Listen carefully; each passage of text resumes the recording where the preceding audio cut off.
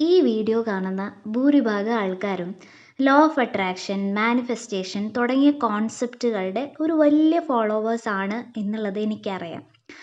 എൻ്റെ ജീവിതത്തിൽ ഈ പറയുന്ന ലോ ഓഫ് അട്രാക്ഷൻ അല്ലെങ്കിൽ മാനിഫെസ്റ്റേഷൻ ഇത് കൊണ്ടുണ്ടായിട്ടുള്ള ഒരു എക്സ്പീരിയൻസ് ഞാനിവിടെ ഷെയർ ചെയ്യാമെന്ന് വിചാരിക്കുകയാണ്.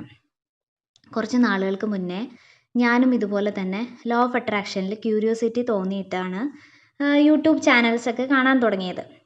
അപ്പോൾ നമ്മുടെ യൂട്യൂബിൽ ഒരുപാട് പേര് ഇത് വെച്ചിട്ട് ബിസിനസ് ചെയ്യുന്നവരുണ്ട് ലോ ഓഫ് അട്രാക്ഷൻ വെച്ച്. അപ്പോൾ അങ്ങനെ ഞാനൊരു ഒരാളെ കോൺടാക്റ്റ് ചെയ്യാനുണ്ടായത്. അതൊരു മെയിലായിരുന്നു. ആൻഡ് ലോ ഓഫ് അട്രാക്ഷൻ എന്താണെന്നുള്ളത് പുള്ളി പറഞ്ഞു തന്നു. പുള്ളിയുടെ കോഴ്സ് അറ്റൻഡ് ചെയ്തു. പക്ഷേ ആള് നല്ല പൈസയാണ് ചാർജ് ചെയ്യുന്നത് ഓരോ കോഴ്സിനും കേട്ടോ. അപ്പം എനിക്ക് ഉറപ്പാണ് ഇതിൽ പകുതി പേരും ആ കോഴ്സൊക്കെ അറ്റൻഡ് ചെയ്തിട്ടുണ്ടാവാൻ ചാൻസ് ഉണ്ട്. കാരണം പുള്ളി അത്യാവശ്യം ഡൊമിനൻ്റ് ആയിട്ട് ഈ പറയുന്ന ലോ ഓഫ് അട്രാക്ഷൻ കമ്മ്യൂണിറ്റിയിൽ നിൽക്കുന്ന ഒരാളാണ്. ആൻഡ് ആദ്യമൊക്കെ പുള്ളി എനർജി ഹയർ വൈബ്രേഷനിലോട്ട് പോകണം, അപ്പം ജീവിതത്തിലെ സാഹചര്യങ്ങളൊക്കെ ഉയരും എന്നൊക്കെ പറഞ്ഞിട്ടായിരുന്നു ടോക്ക്. പിന്നെ ആൾക്ക് ഈ പറയുന്ന പെൺകുട്ടികളോടുള്ള ആളുടെ അപ്രോച്ച് വളരെ മോശമായിട്ടാണ് എനിക്ക് തോന്നിയിട്ടുള്ളത്. എനർജി ഹയറാക്കാൻ വേണ്ടിയിട്ട് പലതല ഈ പറയുന്ന മൾട്ടിപ്പിൾ റിലേഷൻഷിപ്പിനെ എൻകറേജ് ചെയ്യുക, അല്ലെങ്കിൽ പെൺകുട്ടികളോട് പലരോടുമായിട്ട് ഈ പറയുന്ന റിലേഷൻഷിപ്പിൽ ഇറങ്ങാൻ പറയുക. ഇതൊക്കെയായിരുന്നു ആളിൻ്റെ ഭാഗത്ത് നിന്നും എനിക്കുണ്ടായിട്ടുള്ള എക്സ്പീരിയൻസ്. അപ്പോൾ ആ സമയത്തൊക്കെ ഞാനിങ്ങനെ ആലോചിക്കും, ഇതെന്താണിത്? ഇത് ശരിയല്ലല്ലോ. എൻ്റെ ഇൻറ്റ്യൂഷൻ ഇതൊന്നും അലോ ചെയ്യുന്നില്ല. അപ്പം എനിക്ക് മനസ്സിലായി ഇയാളൊരു ഫ്രോഡാണ്, ഒരു ക്രൈമാണ് ഈ ചെയ്തുകൊണ്ടിരിക്കുന്നത്. എനർജി ഹയറാക്കാൻ വേണ്ടിയിട്ട് നമ്മുടെ എല്ലാം ഒരു പെൺകുട്ടിയെ സംബന്ധിച്ച് എല്ലാ കാര്യങ്ങളും അങ്ങനെ ചെയ്യേണ്ട ആവശ്യമില്ലല്ലോ. അപ്പം എൻ്റെ ഇൻറ്റ്യൂഷൻ അത് അലോ ചെയ്യുന്നുണ്ടായിരുന്നില്ല.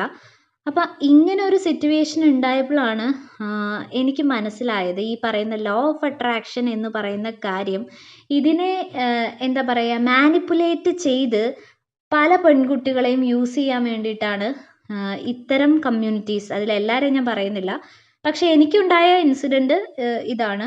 ഇതുപോലെ ആർക്കെങ്കിലുമൊക്കെ ഉണ്ടായിട്ടുണ്ടോ എന്ന് എനിക്കറിയത്തില്ല.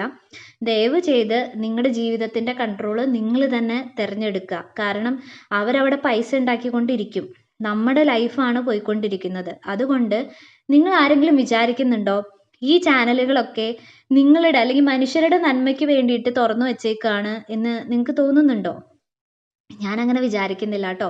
എനിക്ക് ഈ ഒരു ഇൻസിഡൻറ്റോട് കൂടി അത് ശരിക്കും മനസ്സിലായി. ചൂഷണം ചെയ്യാൻ വേണ്ടിയിട്ട് കുറേ ആൾക്കാർ ഇരിക്കുന്നുണ്ട്. ഒരുപാട് പേരെ മാനിപ്പുലേറ്റ് ചെയ്യുന്നുണ്ടാവാം ഇപ്പോഴും.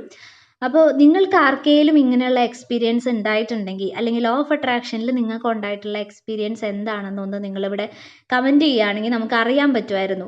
ഇങ്ങനെയുള്ള എക്സ്പീരിയൻസസ് ഇനി ആർക്കെങ്കിലും ഉണ്ടായിട്ടുണ്ടോ? ആളിപ്പോഴും ഈ പറയുന്ന ലോ ഓഫ് അട്രാക്ഷൻ കമ്മ്യൂണിറ്റിയിൽ ഡൊമിനൻ്റ് ആയിട്ട് തന്നെ നിൽക്കുന്ന ഒരാളാണ്. അപ്പം ഇത്തരം മാനിപ്പുലേഷനിലൊന്നും ചെന്ന് വീഴാതിരിക്കുക. കാരണം ലൈഫ് അത്രയും പ്രിഷ്യസ് ആണ്. എനിക്ക് അതിന് ശേഷം ഈ പറയുന്ന ഇയാളെ നമ്മൾ ട്രസ്റ്റ് ചെയ്യുമല്ലോ, പക്ഷേ ഇങ്ങനെയുള്ള ബിഹേവിയേഴ്സ് വന്നപ്പോൾ തൊട്ട് എനിക്ക് ചെറുതായിട്ട് ഡിപ്രഷനിലേക്കൊക്കെ ഞാൻ പോയി. അപ്പോൾ ഇതൊക്കെയായിരുന്നു എൻ്റെ ഒരു എക്സ്പീരിയൻസസ്. സോ എനിക്ക് മൊത്തത്തിലൊരു ബാഡായിട്ടുള്ള എക്സ്പീരിയൻസ് ആയിരുന്നു ഇതുമൂലം ഉണ്ടായിട്ടുള്ളത്. ആൻഡ് ഞാൻ അതിന് ശേഷം എൻ്റെ ലൈഫിൻ്റെ കൺട്രോൾ ഞാൻ തന്നെ എടുക്കുകയാണ് ചെയ്തത്. നമ്മളെ ആരും രക്ഷിക്കാൻ പോകുന്നില്ല. ഈ പറയുന്ന ഒരു ലോ ഓഫ് അട്രാക്ഷൻ കോച്ചുമാരും മാനിഫെസ്റ്റേഷൻ പറഞ്ഞിരുന്ന ആൾക്കാരൊന്നും നമ്മളെ രക്ഷിക്കാൻ പോകുന്നില്ല. നമ്മളായിരിക്കണം നമ്മുടെ ലൈഫിൻ്റെ കൺട്രോൾ ഏറ്റെടുക്കേണ്ടത്. അല്ലെങ്കിൽ നമ്മളെ മാനിപ്പുലേറ്റ് ചെയ്യാൻ ഒരുപാട് ആൾക്കാർ വരും. ഇതിൽ എൻ്റെ ഒരു തെറ്റുണ്ടായിരുന്നു. ഞാനങ്ങനെ എന്താ പറയുക, ട്രസ്റ്റ് ചെയ്യരുതായിരുന്നു. സോ ഇത്രയാണ് പറയാനുള്ളത്.